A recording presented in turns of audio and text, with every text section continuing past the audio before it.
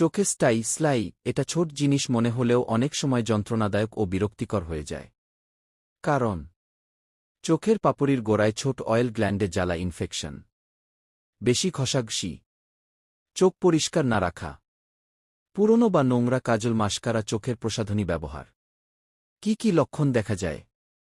চোখের পাপড়ির গোড়ায় ছোট ফোড়া, ব্যথা, পানি পড়া, লালচে ভাব। কি করবেন? দিনে 3-4 বার গরম সেক দিন। চোখে চাপ দিয়ে ফাটানোর চেষ্টা করবেন না। চোখে নোংরা হাত দেবেন না। পুরনো বা শেয়ার করা মেকআপ ব্যবহার করবেন না।